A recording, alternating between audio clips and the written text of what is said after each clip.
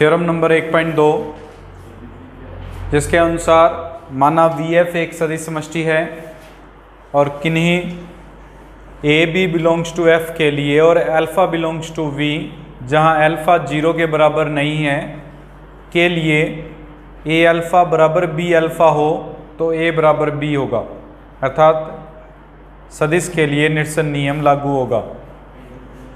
सिद्ध करने के लिए पहला पार्ट, अल्फ़ा 0 के इक्वल नहीं है और A अल्फ़ा बराबर दिया हुआ है B अल्फ़ा के, तो इसका मतलब A alpha minus B alpha जो होगा वो 0 के बराबर होगा। इसको हम लिख सकते हैं A alpha plus minus B of alpha बराबर 0। बंटनता गुणधर्म के अनुसार A plus minus B of alpha बराबर आ जाएगा 0, या इसको लिख सकते हैं A minus B of alpha बराबर 0। कल ही हमने एक थ्योरम की थी जिसके अनुसार दो संख्याओं का गुणा अगर 0 के इक्वल हो तो या तो A माइनस B बराबर 0 होगा और या अल्फ़ा बराबर 0 होगा। लेकिन ये पहले ही दिया हुआ है कि अल्फ़ा जो है वो 0 के इक्वल नहीं हो सकता। अल्फ़ा एक वेक्टर है, तो उसके शून्य अवयव को हम 0 से व्यक्त करते हैं। अगर 0 से व्यक्त करेंगे तो अल्फ़ा जो है वो 0 के बराबर नहीं है, ये हमें दिया हुआ है।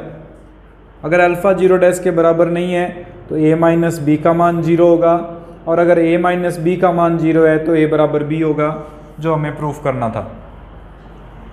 सेकंड पार्ट में हमें दिया हुआ है कि अल्फ़ा और बीटा V के एलिमेंट्स हैं, A F का एलिमेंट है और A 0 के बराबर नहीं है। हमें सिद्ध करना है कि A अल्फ़ा बराबर A बीटा होने पर अल्फ़ा बराबर बीटा आएगा। अब हमें पता है कि F एक क्षेत्र है, और क्षेत्र है तो A अगर 0 नहीं है और F का अवयव है तो A इनवर्स जो होगा वो भी F का अवयव जरूर बनेगा। इसमें A इनवर्स का गुणा कर दिया जाए तो A inverse of A alpha बराबर आ जाएगा A inverse of A beta. इसको A inverse A into alpha बराबर A inverse A into beta लिखा जा सकता है। इससे E इंटू अल्फ़ा बराबर E इंटू बीटा और E इंटू अल्फ़ा बराबर बीटा को व्यक्त करेगा, जो कि थ्योरम 1.2 कंप्लीट करेगा।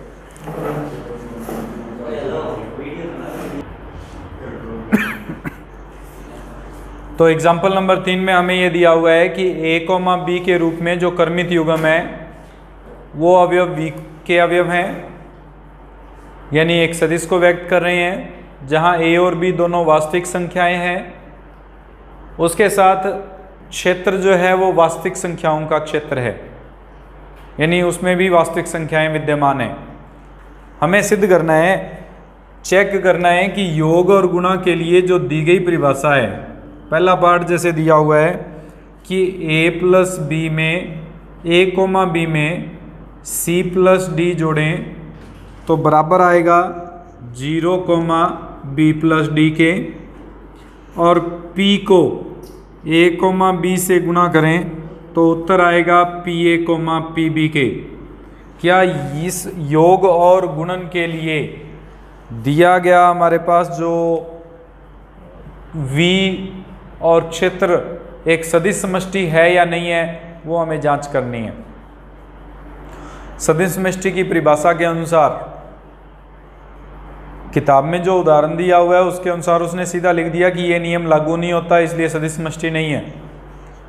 हमें कैसे पता चले? हम डायरेक्ट नहीं बता सकते। अगर डायरेक्ट पता लग रहा है तो आप डायरेक्ट लिख दो, चाहे आंसर सही है 2 लाइन का। लेकिन अगर आपको डायरेक्ट नहीं पता लग रहा है इसमें कि किस तरह से वेक्टर स्पेस को चेक करें या किस तरह से इसको सॉल्व करें, तो सबसे पहले वेक्टर स्पेस की कंडीशंस लगाकर सारी चेक कर लीजिए। पहली कंडीशन क्या थी? वेक्टर स्पेस की पहली कंडीशन V प्लस आबेली ग्रुप होना चाहिए। हम आबेली ग्रुप की कंडीशंस लगा के देख लेते हैं। अबेली ग्रुप के लिए सबसे पहली कंडीशन थी V प्लस साचरे एसोसिएटिव। अगर एसोसिएटिव प्रॉपर्टी देखेंगे तो इसमें 3 एलिमेंट लेके चलेंगे हम। एक ले लेते हैं A कोमा B, दूसरा C कोमा D और तीसरा E कोमा F। इन तीनों में जोड़ का नियम, हम पहले इन दोनों को जोड़कर फिर A कोमा B जोड़ेंगे और फिर A कोमा B में प्लस करेंगे C कोमा D को और फिर प्लस होगा E कोमा F। अगर रिजल्ट सेम आता है तो साचर्य गुणधर्म का पालन करता है, नहीं आता तो साचर्य गुणधर्म का पालन नहीं कर रहा। अगर साचर्य गुणधर्म पालन नहीं करता तो यह सदिश समष्टि नहीं है, यहीं पे सिद्ध हो जाएगा। जांच करने के लिए देखिए नियम क्या दिया हुआ है कि A और C को जोड़कर 0 आ रहा है और B और D जोड़कर B प्लस D के रूप में लिखा जा रहा है।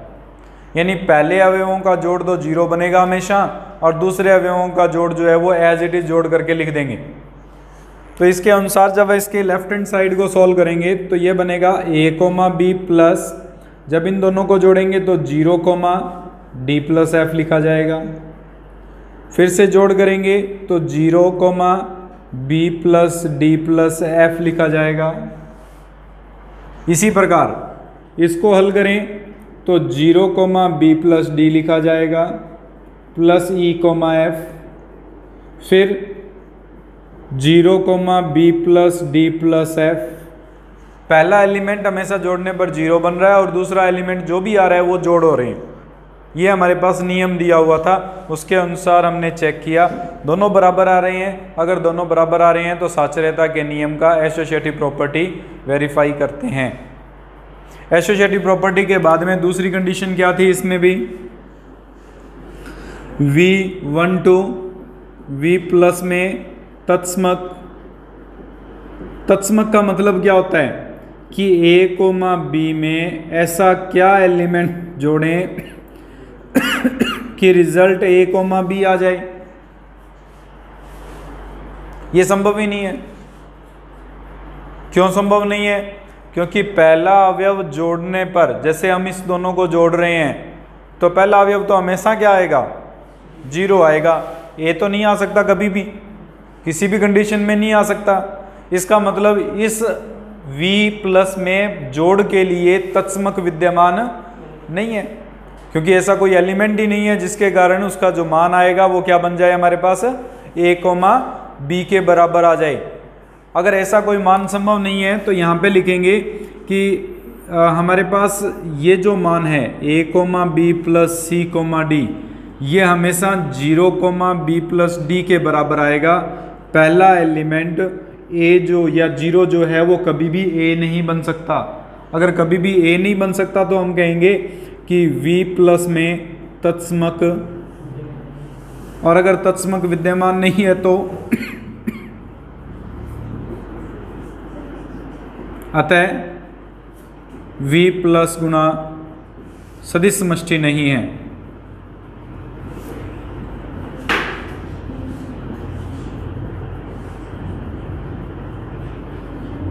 बोलो इसमें कोई डाउट?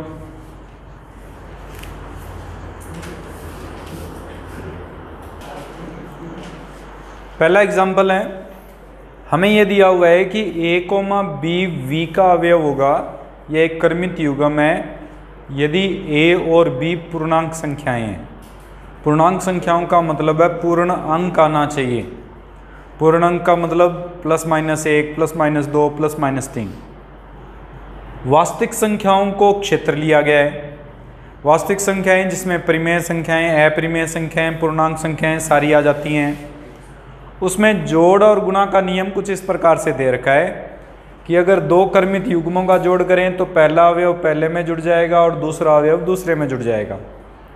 और एक अवयव क्षेत्र का लेके चलें, दूसरा अवयव V का लेके चलेंगे तो इनका गुणा करने पर A1 और A2 के बराबर आता है।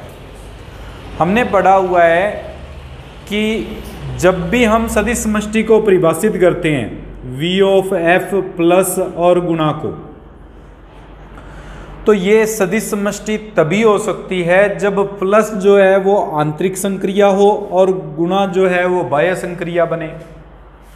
आंतरिक संक्रिया का मतलब है कि दो अवयव V के लेके चलें और रिजल्ट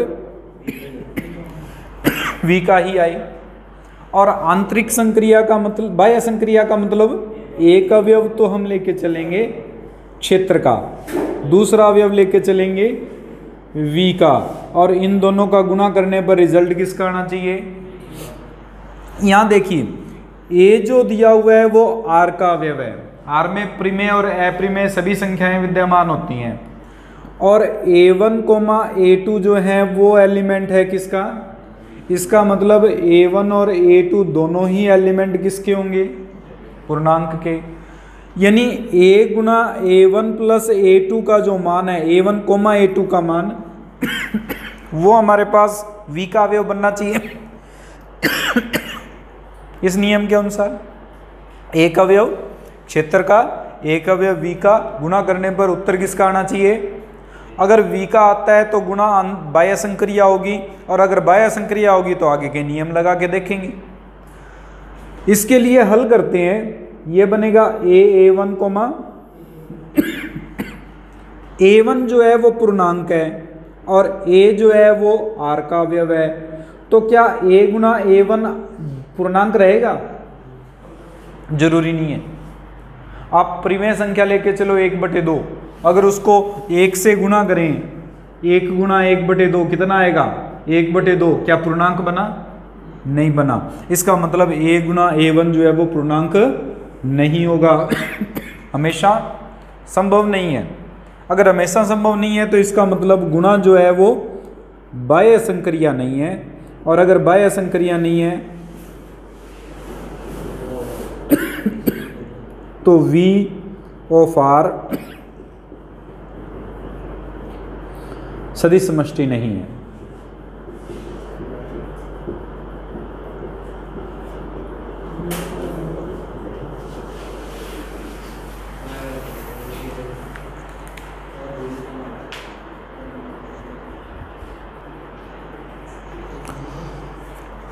एक्सरसाइज फर्स्ट है,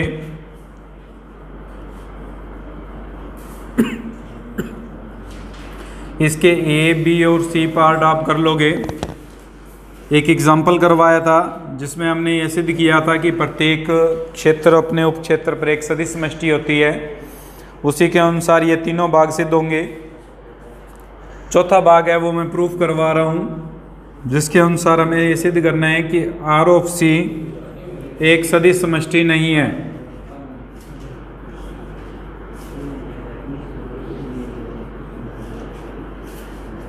इसको सिद्ध करने के लिए R ऑफ C में योग और गुणन को परिभाषित करेंगे।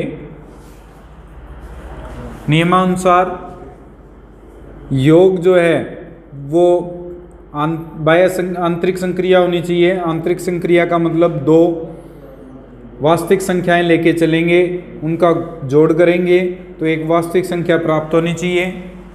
हमें पता है कि दो वास्तविक संख्याओं को जोड़ने पर हमेशा एक वास्तविक संख्या प्राप्त होती है, इसलिए जोड़ जो होगा वो एक आंतरिक संक्रिया होगी। उसको प्रूफ करने की आवश्यकता नहीं है हमें। लेकिन गुणा के लिए हमारे पास नियम होता है कि एक अवयव क्षेत्र का, दूसरा अवयव V का यानी सदिश समष्टि का, और रिजल्ट जो है वो V का अवयव। यहाँ R दिया हुआ है तो R आना चाहिए। लेकिन अगर हम A प्लस आइटा B कोई भी C का अवयव लेके चलें और P कोई भी हमारे पास R का अवयव लेके चलें, तो A प्लस आइटा B को P से गुणा करने पर जो रिजल्ट आएगा वो कभी भी R का नहीं बनेगा। एक सम्मिश्र संख्या बनेगी, वास्तविक संख्या कभी भी नहीं आ सकती। कुछ कंडीशंस में बन सकती है लेकिन हमेशा नहीं बन सकती। अगर हमेशा नहीं बन सकती तो इसका मतलब जो गुणा जो है वो बाह्य संक्रिया नहीं है, और अगर गुणा बाह्य संक्रिया नहीं है तो इसका अर्थ ये हो गया कि R ऑफ C प्लस गुणा सदिश समष्टि नहीं है। ये हमारे पास इसका पहला सवाल बाकी के दोनों भाग उस उदाहरण के अनुसार कर लेना। पहला उदाहरण जो स्टार्टिंग में करवाया था थ्योरम से पहले मैंने, उस थ्योरम के अकॉर्डिंग पहले तीनों भाग हो जाएंगे। उसके बाद में दूसरा सवाल दिया हुआ है, सिद्ध कीजिए कि एक समतल में दिष्ट रेखाखंडों से निरूपित ज्यामितीय सदिशों का समुच्चय V वास्तविक संख्याओं के क्षेत्र R पर सदिश योग और अदिश गुणन के सापेक्ष एक सदिश समष्टि है। तो geometrical vectors in a plane represented by directed lines segments in a vector space over the field R। V जो परिभाषित किया हुआ है एक प्लेन के अंदर, एक समतल के अंदर उपस्थित सरल रेखाएं हैं।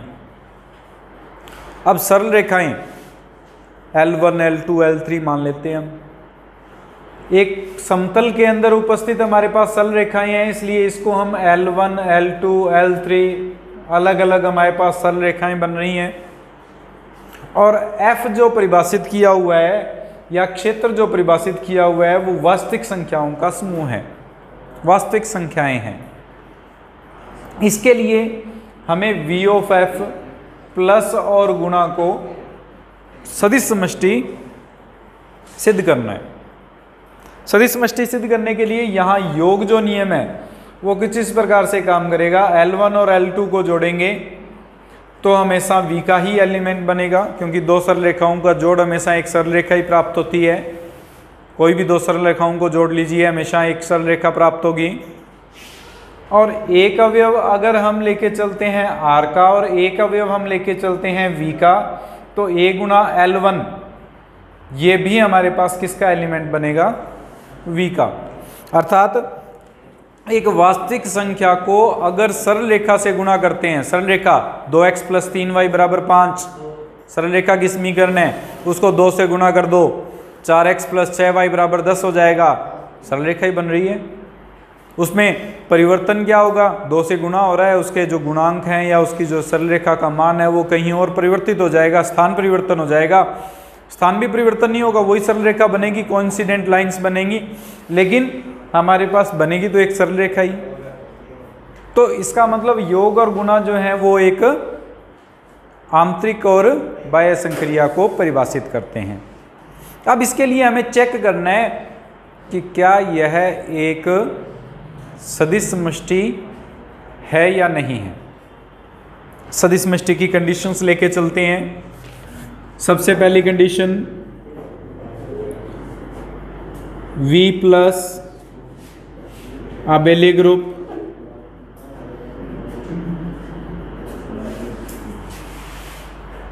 V प्लस को आबेली ग्रुप सिद्ध करने के लिए उसमें भी पहली कंडीशन हमारे पास थी V प्लस साचर्य एसोसिएटिव। एसोसिएटिव प्रूफ करने के लिए L1 + L2 + L3। आपको पता है कि किन्हीं भी 3 सरल रेखाओं को जोड़ें, चाहे आपके पास कोई भी 3 सरल रेखाएं ले ली जाएं, तो हमेशा उनका जोड़ जो होगा वो साचर्यता के नियम का पालन करेगा। उदाहरण के लिए लेके चलना चाहो तो इस प्रकार से ले सकते हैं, L1 = AX + BY + C = 0, L2 बराबर यहाँ पे A1 A2 A3 ले लीजिए, आसान हो जाएगा हमारे लिए भी। B1X + B2Y + B3 = 0, L3 हो जाएगा C1X + C2Y + C3 = 0। इनके लिए योग के नियम लगा के देख लेना, उत्तर जो है वो दोनों तरफ से बराबर आ जाएंगे। अगर दोनों तरफ से बराबर आते हैं तो इसका मतलब एक साचर्यता के नियम का पालन करते हैं। उसके बाद में दूसरी कंडीशन इसकी V प्लस जो है वो तत्समक विद्यमान होना चाहिए। हमें पता है कि 0x + 0y = 0 एक सरल रेखा को व्यक्त करेगा, एक बिंदु को व्यक्त करता है, 0 0 को व्यक्त कर रहा है। अगर 0 0 को व्यक्त करता है तो इसमें अगर L1 में कोई भी एक 0 एलिमेंट जोड़ देंगे तो L1 ही आएगा, कोई रिजल्ट में इफेक्ट नहीं पड़ेगा। इसका मतलब 0 तत्समक है। और ये जो है वो V में विद्यमान है। अगर V में विद्यमान है तो तत्समक की कंडीशन को भी सेटिस्फाई करेगा। दूसरी कंडीशन प्रतिलोमी। अगर प्रतिलोमी की बात करें तो प्रतिलोमी का मतलब था L1 में ऐसा क्या जोड़ करें कि रिजल्ट 0 आ जाए, तत्समक आ जाए। हमें पता है कि -L1 जोड़ने पर वो 0 आ सकता है। -L1, जब L1 एक रेखा है तो -L1 भी एक रेखा ही रहेगी, और -L1 जो आएगा वो V में विद्यमान होगा। अगर V में विद्यमान है तो इसका अर्थ ये होगा कि इसमें प्रतिलोमी की कंडीशन भी सेटिस्फाई होती है। चौथी कंडीशन, V प्लस में क्रम विनिमयता। क्रम विनिमयता की क्या कंडीशन थी भी? अगर L1 में L2 जोड़ो चाहे L2 में L1 जोड़ो, दो रेखाएं जोड़ रहे हैं, सिंपल जोड़ जो होता है वो हमेशा कम्यूटेटिव होता है, क्रम विनिमयता के नियम का पालन करता है, अतः V प्लस क्रम विनिमय भी होगा। चारों कंडीशन के अनुसार V प्लस एक आबेली ग्रुप है। उसके बाद में जो कंडीशन थी हमारे पास क्या थी? सबसे पहले एक एलिमेंट लेके चलेंगे हम R का, L1 और L2 दो एलिमेंट लेके चलेंगे V का, हम A into L1 plus L2 निकालेंगे। सिंपल गुणा का नियम इसमें लागू होता है। हम इसको AL1 प्लस AL2 के रूप में लिख सकते हैं, जो कि V का एलिमेंट बनेगा। अर्थात इसमें बंटनता गुणधर्म जो अदिश गुणन है, सदिश योग पर अदिश गुणन बंटनता का नियम लागू होता है। फिर तीसरी कंडीशन इसमें A और B R का एलिमेंट ले लेते हैं, L1 V का एलिमेंट ले लेते हैं, तो A plus B into L1 करेंगे, रिजल्ट आएगा AL1 प्लस BL1 के बराबर। अदिश योग पर भी सदिश गुणन पर बंटनता का नियम लागू हो रहा है। उसके बाद में हमारे पास चौथी कंडीशन क्या थी?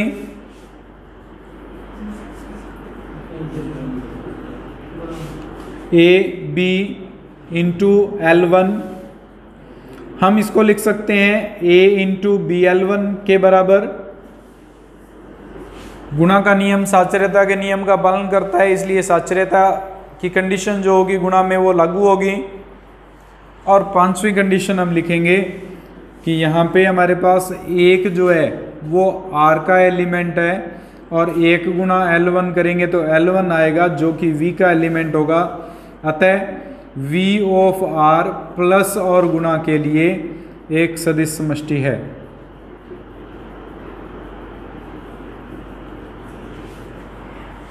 दूसरा सवाल है ये।